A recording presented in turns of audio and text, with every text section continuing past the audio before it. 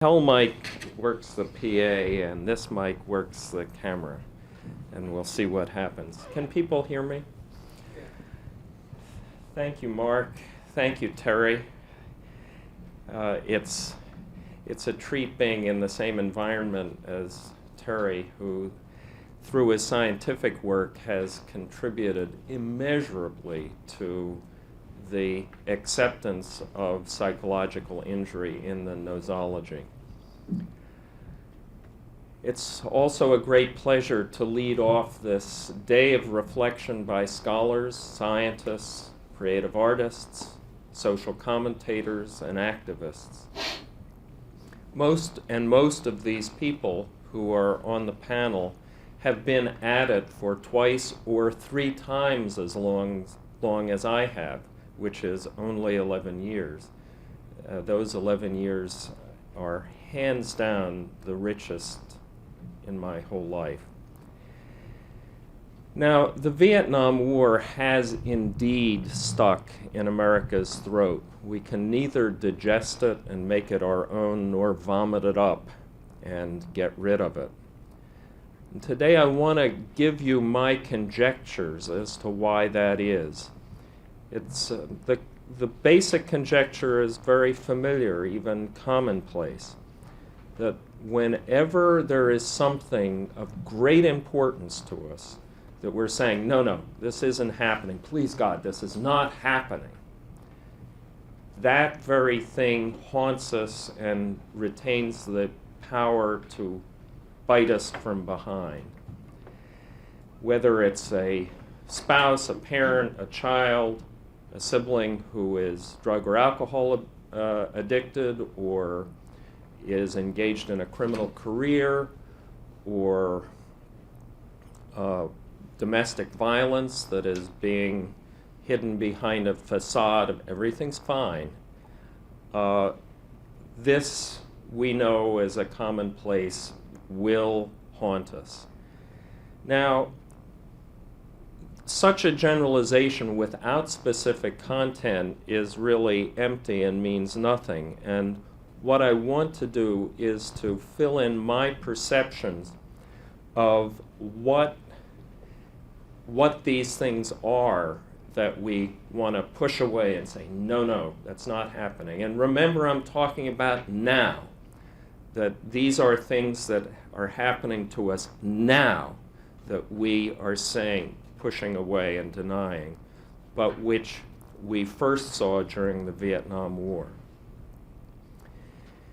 Now, I hope, I trust that you will see things that are blind spots for me, and so I will mention three that I have noticed, and two out of the three have had a lot of discussion.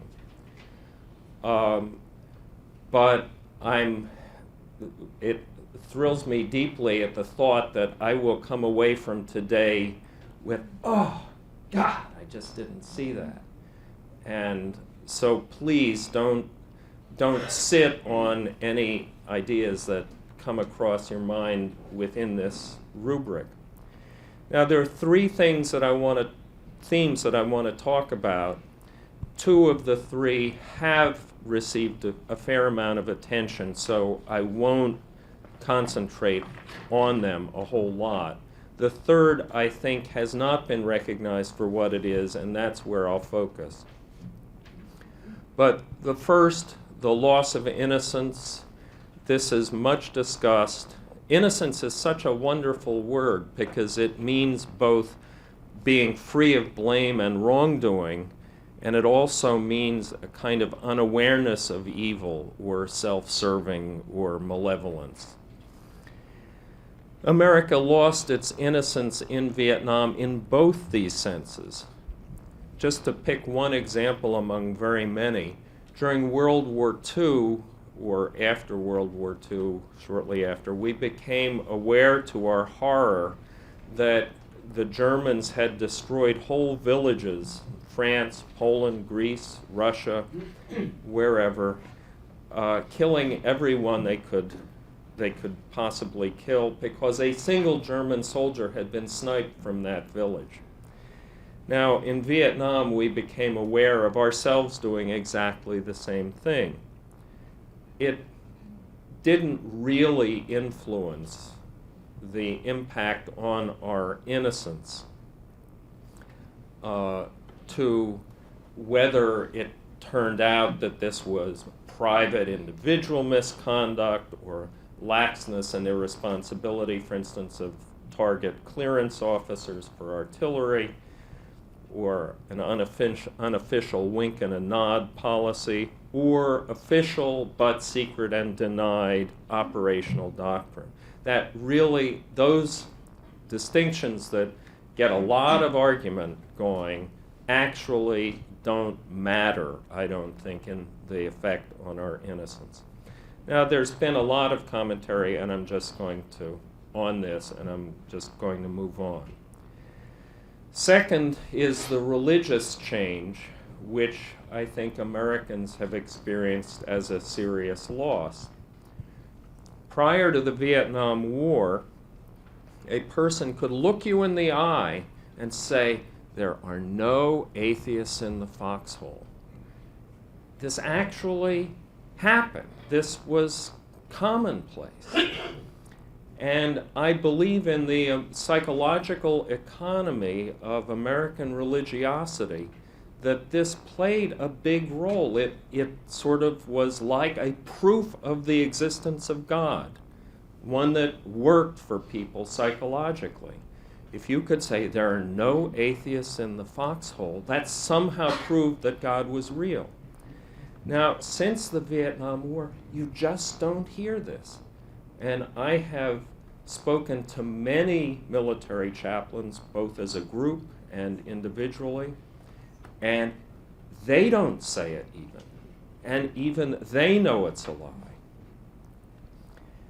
Now, I'm not denying that among the 750,000 who had high combat exposure in Vietnam, there were people whose faith was strengthened or who found it for the first time, but the overwhelming majority lost their faith, who experienced a change in their religious experience. It was one of loss. Now, again, this has come in for a lot of attention.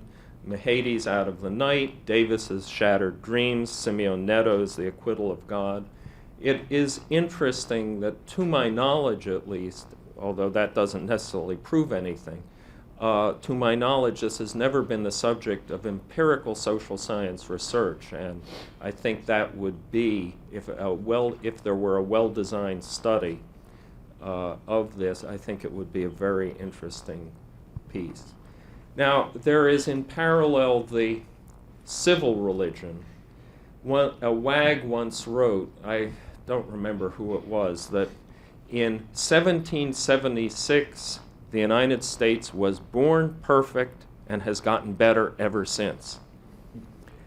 Now, the idea of American election, or of America as God's chosen, is very old and deeply rooted in the civic religion. It's part of our characteristically innocent, once-born religiosity that has been commented on at least since de Tocqueville's time. This, I think, was decisively shattered in the Vietnam War, and we're having a hard time with this today. We still want to feel like God's elect, and I think some of the success of the political right in recent years has been trading on the hunger to feel elected in that way. Now, if Nietzsche's one-liner, God is dead, took root in Europe after World War I, it might be said to have reached American shores in the 60s. Now I'm going to turn to the thing that is close to my heart, and if I have any small claim to originality in this particular work, it would be this. You might find it odd to hear the war zone referred to as a soldier's workplace, but of course that is exactly what it is.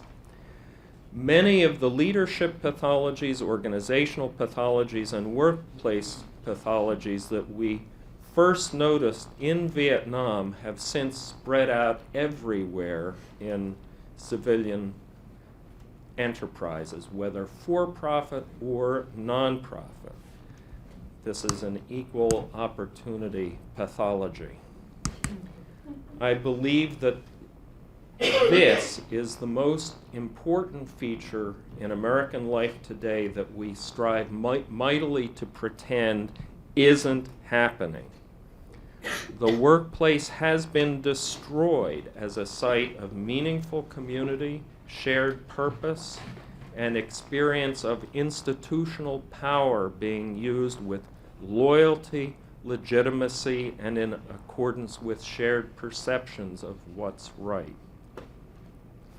Now you have in your handout a sketch, my attempted sketch at the parallels between civil society, particularly the work society today, and the Vietnam era. This rubric could easily be a whole book, and I'm not going to attempt to walk you through it. I just want to make a few largely polemical points. We are washing away our social capital at a prodigious rate. Social trust, which in the context of the workplace means the capacity to trust someone on the basis of their institutional position and credentials. Social trust is evaporating so fast that many American employees, and this includes middle class and professional people as well, are as cynical and mistrustful as the stereotypic cynical and mistrustful Vietnam veteran. Rant upon rant on the subject of the decaying American family manages to ignore a century of sociological research that shows that if the workplace goes, the family cannot hold. Yes, of course, cohesive extended families matter, but they matter most if there's someone in the network with a secure source of income. And remember that, quote, mobility of labor, which is so much beloved of economic theorists and enshrined in government policies, has destroyed cohesive family networks to a degree that the family values folks who talk out of both sides of their mouths where economics is concerned, these ranters never acknowledge it. I submit that the stupefying rates of social pathology in America, we are number one in homicide, in drug abuse, incarcerations, domestic violence, whatever measure of social pathology you pick when it comes to the developed industrial world, if you exclude the former Soviet Union, which maybe doesn't fit the designation anyway, we're number one.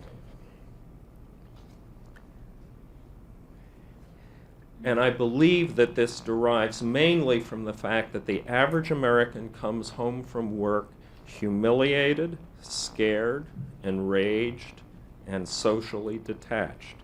What frightens me is that this has been going on for so long that the average American regards it as normal, simply what by nature goes with working for a living.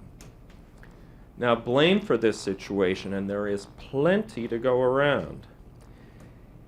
Of course, the extreme free market theorists share the blame.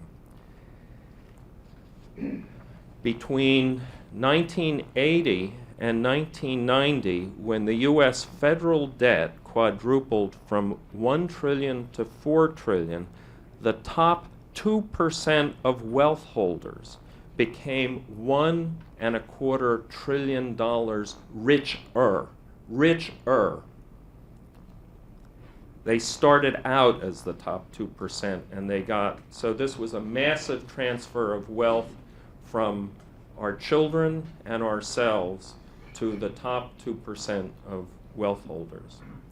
Recall, of course, that Reagan campaigned on a balanced budget platform. The structural damage done to the American political economy by the Vietnam War, while it was massive, has now been totally swamped out by the structural damage done by the Reagan era. But as I said, there's plenty of blame to go around. The U.S. labor movement sold out work for money in the 40s, 50s, and 60s. Organized labor basically said to management, treat me as you will as long as the pay and benefits packet keeps going up.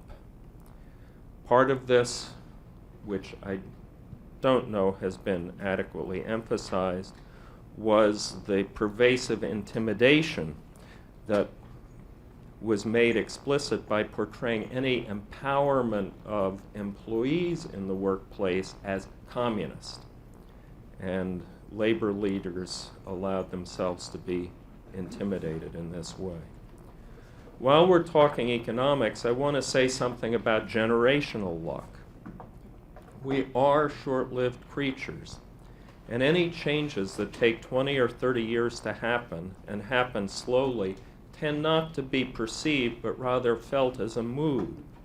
The average annual income denominated in constant $1988 of a white male with no more than a high school education went from about $14,000 in 1950 to $28,000 in 1972.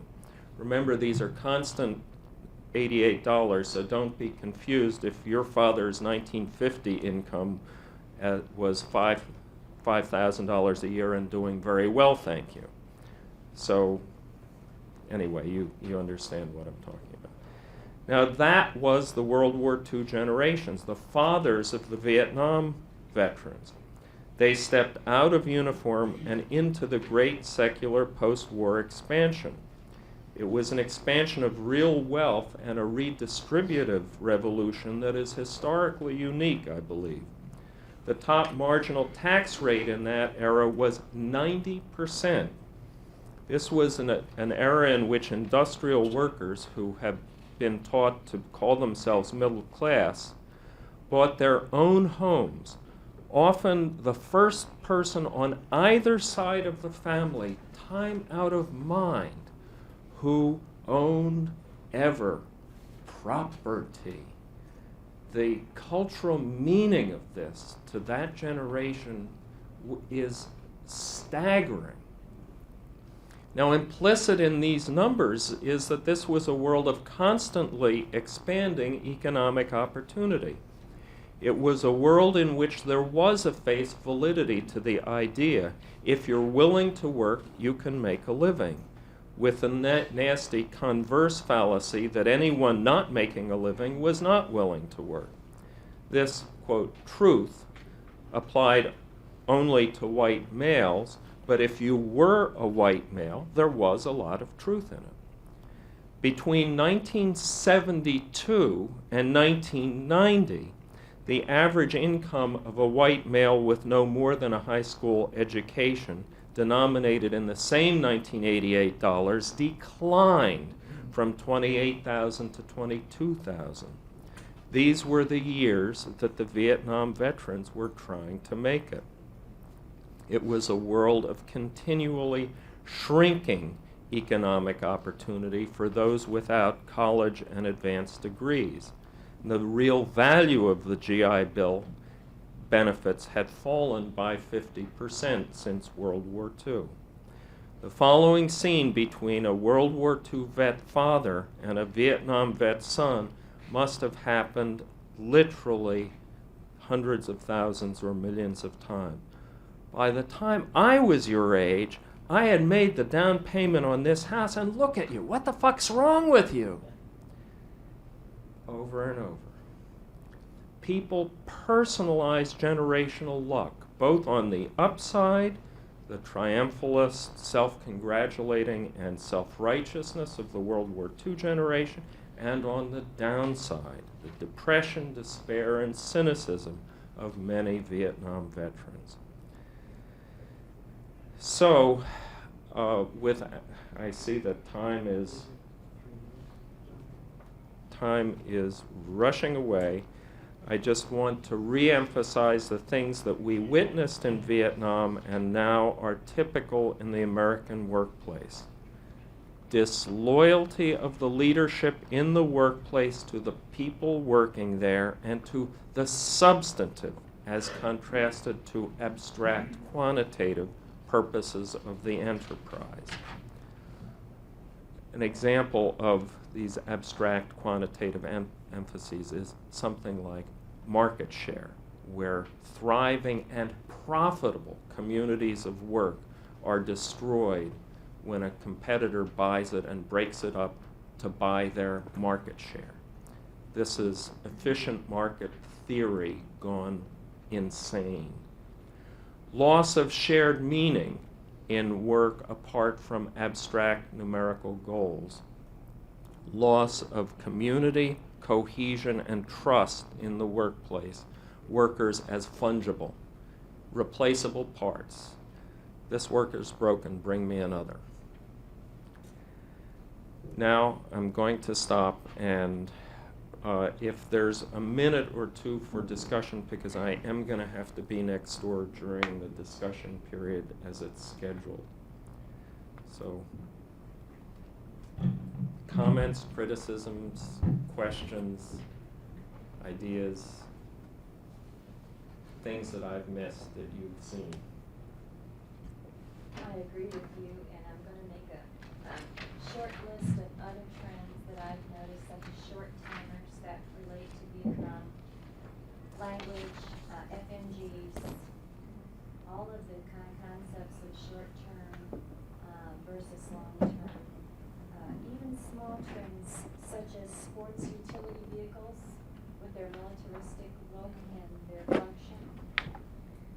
The use of prisons now for labor, and the whole industrialized prison movement is really reminiscent of militaristic things too. So I applaud you in that case, and I'll give you that list. Thank you. Okay. Just a question. You make properly the association of these events happening over time together, but one of the questions that has always bothered me is the milieu within which Vietnam happened in the United States and the contributing forces and how that worked in terms of creating all of the subsequent last 30 years after.